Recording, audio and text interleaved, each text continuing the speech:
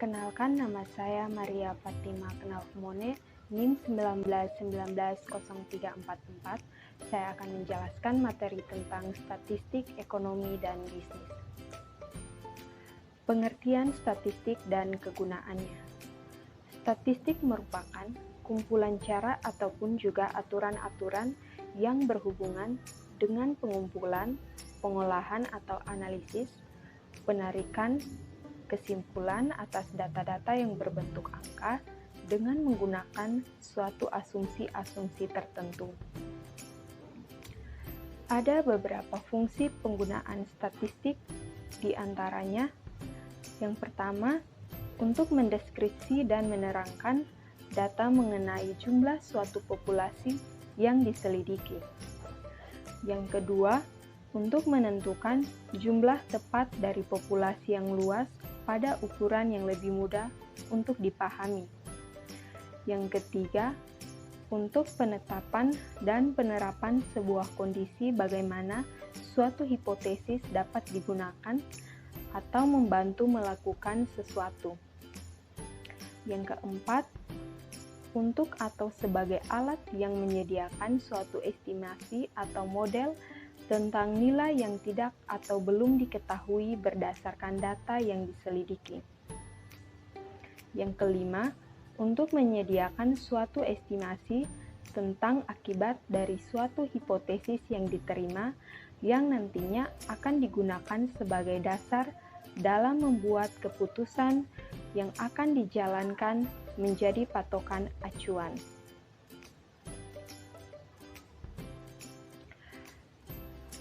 Yang berikutnya, saya akan menjelaskan tentang data. Data merupakan suatu kumpulan yang terdiri dari fakta-fakta untuk memberikan gambaran yang luas terkait dengan suatu keadaan seseorang yang akan mengambil sebuah kebijakan atau keputusan, umumnya akan menggunakan data sebagai bahan pertimbangan. Melalui data, seseorang dapat menganalisis, menggambarkan, atau menjelaskan suatu keadaan.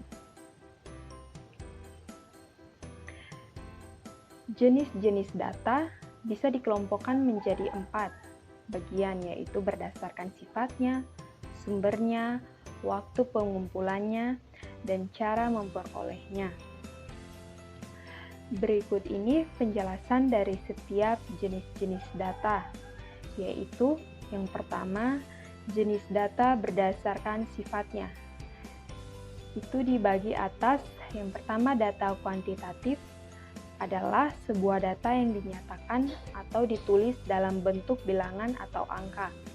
Contohnya adalah nilai suatu pendapatan, harga saham, dan lain sebagainya. Yang kedua, data kualitatif adalah sebuah data yang dinyatakan atau ditulis dalam bentuk simbol, verbal, ataupun gambarnya.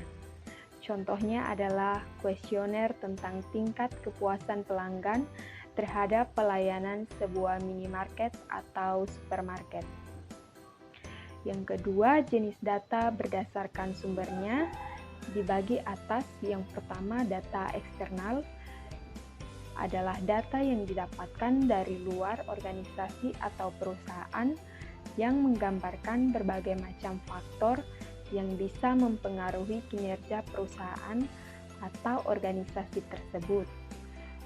Contohnya adalah informasi perubahan kebiasaan masyarakat, informasi tentang penjualan barang, informasi tentang kenaikan pembelian, dan lain sebagainya. Yang kedua itu data internal. Data internal adalah data yang diperoleh dari dalam atau internal sebuah organisasi atau perusahaan yang menggambarkan sebuah keadaan suatu perusahaan atau organisasi tersebut.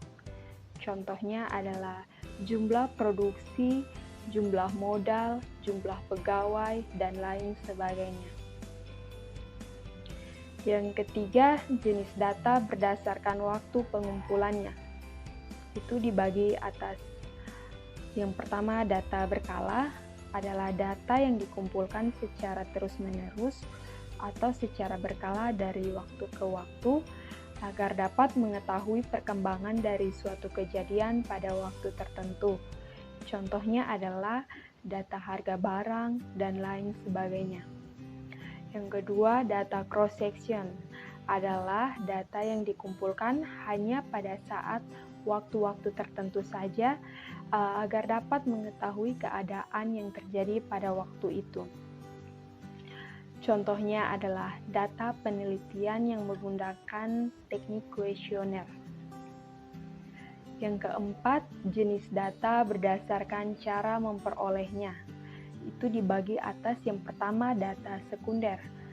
Data sekunder adalah data yang sudah tersedia yang dikumpulkan dari berbagai macam sumber yang sudah tersedia sebelumnya.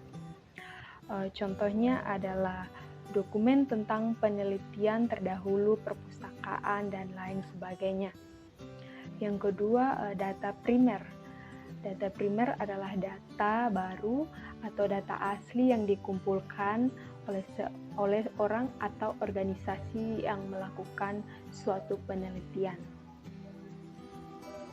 Yang berikutnya saya akan menjelaskan tentang pengertian distribusi frekuensi dan kegunaannya. Distribusi frekuensi adalah sebuah daftar tabel atau diagram yang menunjukkan frekuensi berbagai kejadian dalam satu sampel. Setiap butir atau baris dalam tabel menunjukkan frekuensi atau jumlah terjadinya nilai dalam kelompok atau internal tersebut. Tabel distribusi frekuensi dibuat agar data yang telah dikumpulkan dalam jumlah yang sangat banyak dapat disajikan dalam bentuk yang jelas dan baik. Berikutnya saya akan menjelaskan tentang bentuk-bentuk penyajian data. Beberapa bentuk penyajian data dalam statistika yaitu yang pertama ada tabel frekuensi.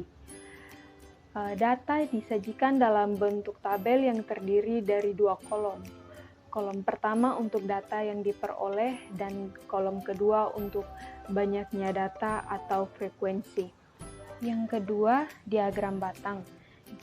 Data disajikan dalam bentuk batang-batang berbentuk persegi panjang dengan lebar yang sama secara terpisah. Ada beberapa macam diagram batang yaitu diagram batang tunggal, diagram batang berkelompok, dan diagram batang bertingkat. Yang ketiga, diagram garis. Diagram ini hampir sama dengan diagram batang, hanya saja disajikan dalam bentuk titik-titik. Sama halnya dengan koordinat Kartesius, kemudian titik-titik tersebut dihubungkan sehingga membentuk garis-garis yang menurun atau naik. Yang keempat, diagram lingkaran.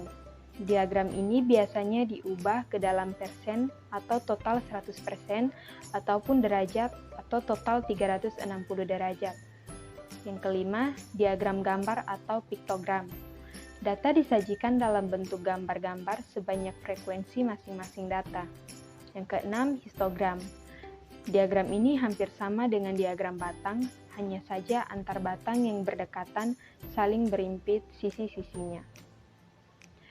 Demikian penjelasan materi statistik ekonomi dan bisnis dari saya. Sekian dan terima kasih.